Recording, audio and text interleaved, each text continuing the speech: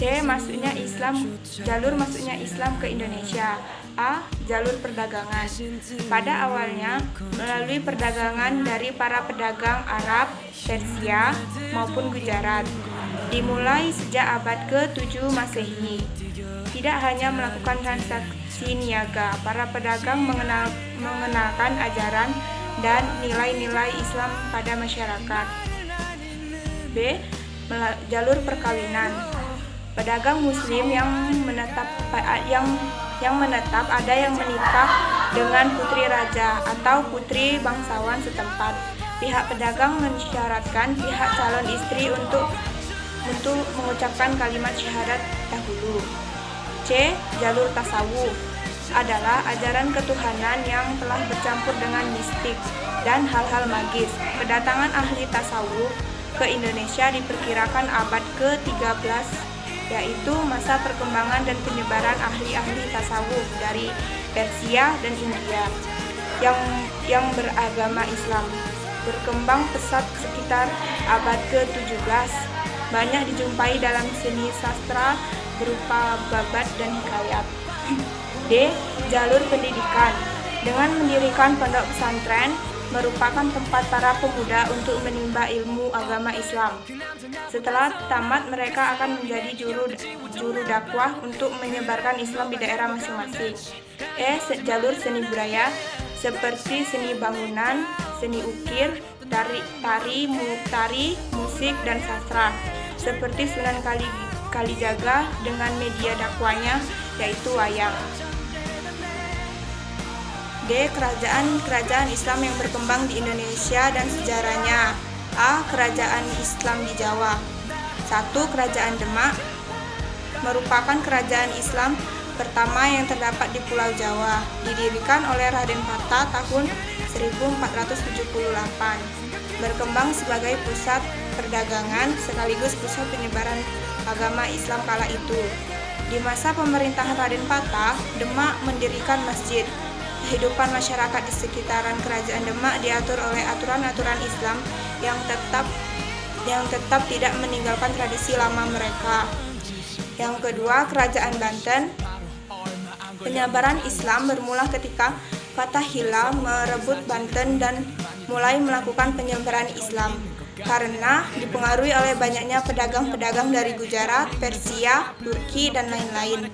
Masjid Agung Banten menjadi salah satu hasil peninggalan Islam yang dibangun sekitar abad ke-6 Masehi.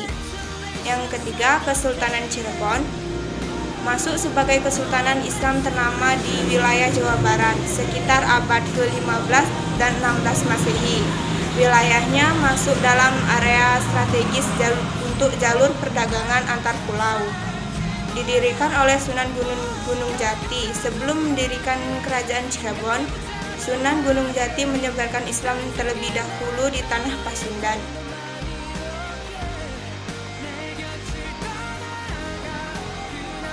Beliau juga berkelana ke Mekah dan Pasai. Sunan Gunung Jati juga berhasil menghapus kekuasaan kerajaan-kerajaan Pajajaran yang saat itu masih bercorak Hindu. B. Kerajaan Islam di Maluku. Yang pertama, Kerajaan Jailolo. Terletak di bagian pesisir utara Pulau Seram dan sebagian Halmahera, termasuk kerajaan tertua di Maluku. Menurut sejarah, Kerajaan Jailolo berdiri sejak tahun 1321 dan mulai masuk setelah kedatangan Mubalik dari Malaka. 2. Kerajaan Ternate berdiri sekitar abad ke-13 Masehi, berada di Maluku Utara, beribu kotakan di Tumpalu. Penyebaran Islam di Kerajaan Ternate dipengaruhi oleh ulama-ulama dari Jawa, Arab, Melayu. Kemudian, kerajaan ini pun resmi memeluk Islam setelah Raja Zainal Abidin belajar tentang Islam dari Sunan Giri tahun 1486 Masehi sebagai pusat perdagangan rempah-rempah. Maka banyak pedagang dari berbagai penjuru dunia yang singgah di wilayah Ternate. 3. Kerajaan Tidore. Kerajaan Tidore terletak di sebagian Pulau Halmahera dan sebagian lagi di Pulau Seram. memeluk Islam pada abad ke-15 Masehi. Cirali Lijitu merupakan Sultan Tidore yang pertama kali memeluk Islam berkat seorang mubalik bernama Sheikh Mansur. Kerajaan ini sendiri terkenal karena ekonomi perdagangan di sektor rempah-rempah. Kerajaan Tidore kala itu memiliki persekutuan yang disebut dengan Pulisiwa yang terdiri atas wilayah Halmahera, Makian, Kai, Jailolo, serta pulau-pulau lainnya di wilayah sebelah timur Maluku. 4. Kerajaan Bacan. Kekuasaannya meliputi seluruh kepulauan Bacan, Obi, Waigeo, Sulawati hingga di wilayah Irian Barat. Agama Islam tersebar bermula ketika seorang mubalik dari kerajaan Islam Maluku lainnya datang dan mulai menyebarkan Islam. Raja pertama Zainal Abidin ketika memimpin kerajaan Bacan. Zainal Abidin pun mulai menerapkan ajaran dan aturan-aturan Islam. C. Kerajaan Islam di Sulawesi. A. Kesultanan Buton. Berdiri sebelum agama Islam masuk ke wilayah Sulawesi, muncul pada awal 14 Masehi. Sebelumnya memiliki corak agama Hindu-Buddha, tetapi semakin berkembangnya agama Islam di wilayah Sulawesi. Kerajaan ini pun kemudian berubah menjadi bercorak Islam. Kerajaan ini menguasai wilayah di Kepulauan Buton, termasuk di kawasan perairannya. Nama Buton sudah terkenal sejak zaman Majapahit. Bahkan dalam kitab Negara Kertagama dan Sumpah Palapa dari Gajah Mada, nama Buton sering kali disebutkan. Hingga saat ini, Kesultanan Buton tetap masih ada dan menjadi tempat yang sering dikunjungi oleh banyak pelancong. 2. Kesultanan Banggai. Terletak di wilayah semenanjung timur Pulau Sulawesi dan Kepulauan Banggai. Berdiri sejak abad ke-16 Masehi, hingga saat ini Banggal masih tetap eksis dan selalu didatangi banyak pengunjung. Kerajaan ini juga pernah mengalami keterpurukan akibat kalah dari kerajaan Majapahit. Namun setelah keruntuhan kerajaan Majapahit, kerajaan Banggai kembali bangkit dan menjadi kerajaan independen kembali serta bercorak Islam. 3. Kerajaan Gorontalo. Sesuai namanya, kerajaan Gorontalo sebenarnya terdiri dua kerajaan yang menjalin persatuan dan kesatuan. Persatuan dua kerajaan besar di wilayah Sulawesi ini kemudian memberikan dampak yang begitu besar, menguasai wilayah dataran tinggi, adapun untuk wilayah Salo menguasai daratan pesisir. Pengaruh yang cukup kuat menjadikan dua persekutuan kerajaan ini sebagai kerajaan yang sangat berpengaruh pada jalur perdagangan di wilayah timur tanah air. 4. Kerajaan Bone. Bila dibandingkan dengan kerajaan-kerajaan Islam lainnya di wilayah Sulawesi, kerajaan Bone termasuk kerajaan yang cukup kecil. Karena posisinya sebagai kerajaan kecil, maka saat itu kerajaan Bone sangat dipengaruhi oleh kerajaan Gorontalo. Memang sangat besar pada setiap kerajaan-kerajaan kecil. Kala itu oleh sebab itu, karena pengaruh dari kerajaan Gorontalo ini, maka kerajaan Bone pun akhirnya menjadikan kerajaannya yang bercorak Islam. Agama Islam masuk pada masa pemerintahan Raja Bone ke-9 atau sekitar tahun 1611 Masehi. Setelah itu, agama Islam pun semakin tersebar karena dapat diterima baik oleh masyarakat di wilayah kekuasaan kerajaan Bone. 5. Kerajaan Konawe. Berada di wilayah Sulawesi Tenggara, kerajaan mulanya bercorak Hindu, akan tetapi sering berkembangnya agama Islam di Konawe sekitar tahun 18 Masehi. Kerajaan ini pun secara perlahan mulai mengalami perubahan sistem pemerintahan dan pada akhirnya juga masuk menjadi bagian negara Kesatuan Indonesia. D. Kerajaan Islam di Nusa Tenggara Barat dan Nusa Tenggara Timur. 1. Kesultanan Bima. Didirikan pada 7 Februari Februari 1621 Masehi.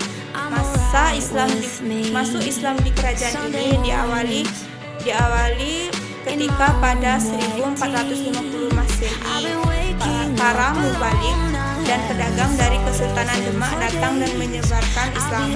Terus berlanjut dan dituntaskan oleh Sultan Alauddin sekitar tahun 1619. Beliau mengirimkan para mubalik dari Kesultanan Hulu, Kerajaan Palu dan Sumbawa. Menurut Zollinger, sebelum masuk ke Pulau Lombok, Islam terlebih dahulu masuk ke Sumbawa, yaitu sekitar tahun 1450 sampai 1540. Ajaran Islam dibawa langsung oleh para pedagang Islam dari Jawa dan Sumatera. Runtuhnya kekuasaan Majapahit menjadikan banyak kerajaan kecil di wilayah Pulau Sumbawa menjadi merdeka. Kondisi semakin memudahkan masuknya agama Islam di lingkungan Kesultanan Sumbawa sekitar tahun 16 Masehi. Sunan Kapen yang merupakan keturunan Sunan Siri masuk Pulau Sumbawa dan menyebarkan Islam ke kerajaan bercorak Hindu. 3. Kerajaan Dompu. Terletak di wilayah Kabupaten Dompu Sartini. Kerajaan ini berada di wilayah Kabupaten Bima dan Kabupaten Sumbawa. Mayoritas penduduk setempat kini telah memeluk agama Islam dengan tradisi dan budaya Islam. Keturunan raja atau dikenal dengan istilah bangsawan Dompu hingga kini masih ada. Mereka yang sering dipanggil dengan sebutan Huma atau Dae, Istana Dompu yang menjadi simbol kekuasaan zaman dahulu. Kala kini telah diubah menjadi Masjid Raya Dompu. Kerajaan Islam di Kalimantan. 1. Kerajaan Selimbau. Kerajaan pertama terletak di wilayah Kecamatan Selimbau, Kabupaten Kapuas Hulu, Provinsi Kalimantan Barat. Sebelum memeluk Islam, Kerajaan Salimbau menjadi kerajaan Hindu tertua di Kalimantan Barat. Selama bertahun-tahun, Kerajaan Salimbau diperintah dengan garis turun-temurun yang berjumlah 25 generasi mulai dari raja-raja beragama Hindu hingga sampai pada masa pemerintahan Kerajaan bercorak Islam. 2. Kerajaan Mempawah berlokasi sekitar wilayah Kabupaten Mempawah, Kalimantan Barat. Nama Mempawah ini sendiri diambil dari istilah mempauh yang berarti nama pohon yang tumbuh di hulu sungai yang kemudian dikenal dengan sebutan Sungai Mempawah. Di masa perkembangannya, pemerintahan kerajaan dibagi menjadi 2 periode. Yang pertama ialah masa kerajaan suku Dayak yang bercorak Hindu, lalu masa kesultanan yang bercorak Islam. 3. Kerajaan Tanjung Pura. Salah satu kerajaan tertua di Kalimantan Barat ialah Kerajaan Tanjung Pura atau sering disebut dengan Tanjo Om Pura. Kerajaan ini telah mengalami beberapa kali perpindahan ibu kota kerajaan. Awalnya terletak di Negara Baru atau di Kabupaten Ketapang.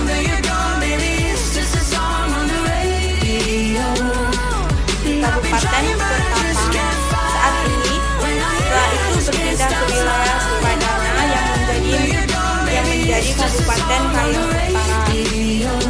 Kemudian di abad ke-15 Masehi berubah nama menjadi Kerajaan Matan ketika rajanya Sorgi atau Giri Kusuma masuk Islam. 4. Kerajaan Landak. Dikenal dengan Kerajaan Ismahayana. Landak ialah sebuah kerajaan yang berada di Kabupaten Landak, Kalimantan Barat. Kerajaan ini sendiri memiliki kronik sejarah yang cukup panjang. Beberapa sumber tertulis mengenai kerajaan ini memang cukup terbatas, namun berbagai buku arkeologis berupa bangunan istana kerajaan atau kraton hingga berbagai atribut-atribut kerajaan yang masih bisa dilihat hingga saat ini menjadi bukti eksisnya kerajaan ini.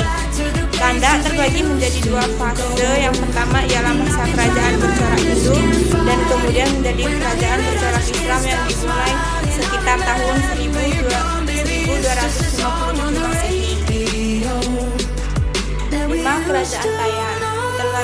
Kecamatan Tayan Hilir, Kabupaten Tayan, Provinsi Kapuas Raya. Pendirinya ialah Putra Brawijaya berasal dari Kerajaan Majapahit. Beliau bernama Gusti Lekar atau sering juga disebut dengan Lekar Gusti Lekar.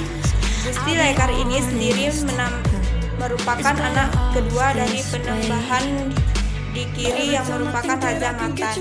Anak pertama dari Penembahan di Kiri bernama Wimana Sultan Muhammad Saifuddin yang kemudian menggantikan ayahnya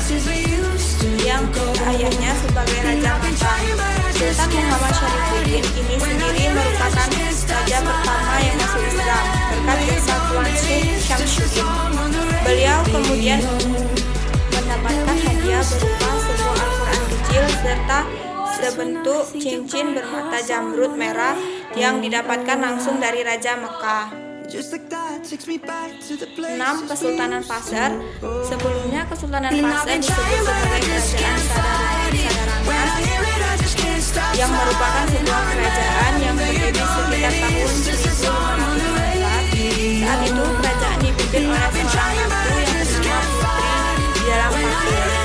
Sebelum ratu menikah dengan Abu Mansur Indrajaya, Kesultanan Pasar mulai memeluk Islam. Selain itu, jalur perdagangan yang berasal dari berbagai pedagang muslim yang berperan besar tersiarnya agama Islam di Kesultanan Pasar. F. Kerajaan di Sumatera. Yang pertama, Kerajaan Samudra Pasai 1267 sampai 1521. Terletak di pesisir timur Aceh, didirikan oleh Sultan Al-Malik As-Saleh sekitar 1267 Masehi. Memiliki ibu kota bernama Pasai. Memiliki corak ekonomi perdagangan dan maritim. Kerajaan ini mempunyai pelabuhan dan kota dengan internasional sehingga memberikan pemasukan yang besar bagi kerajaan ini. Mata uang yang digunakan adalah dirham. Di bidang keagamaan menganut aliran mazhab Syafi'i yang berasal dari dinasti Mamluk di Mesir. 2. Kerajaan Aceh 1496 sampai 1903 didirikan oleh Sultan Ali Mughayat Shah pada akhir abad 15 Masehi. Kerajaan ini dulunya adalah daerah bawahan dari Kerajaan Didiye, namun pada akhir abad 15 Masehi melepaskan diri dan menjadi kerajaan yang berdaulat. Terletak di Malaka, tepatnya di pesisir timur Sumatera. Memiliki corak ekonomi perdagangan dan maritim, merupakan pusat perdagangan di tingkat nasional dan internasional. Untuk melindungi kawasan laut, Kerajaan Aceh memiliki armada laut yang kuat. Puncak kejajahan pada masa Sultan Iskandar Muda tahun 1607 sampai 1636. Di bawah Sultan Iskandar Muda, Kerajaan Aceh mampu mengadakan ekspansi wilayah hingga Malaysia serta mengusir Portugis di kawasan Malaka. 3. Kerajaan Siak Indrapura didirikan oleh Sultan Abdul Ghani Rahmat Shah tahun 1719. Terletak di Buatan Riau. Corak ekonomi Kerajaan Siak adalah agraris dan pertambangan. Kerajaan ini menghasilkan tanaman-tanaman obat, padi, madu, rotan kayu, dan emas yang dijadikan sebagai komoditas perdagangan utama. Pada perkembangannya, Kerajaan Siak menjadi kerajaan bawahan dan Kerajaan Malaka. Pada pertengahan abad ke-17, Kerajaan Siak dapat dikuasai oleh VOC dalam bidang politik dan ekonomi. Penguasaan Siak oleh VOC menandakan masa kemunduran dari Kerajaan Siak Indrapura.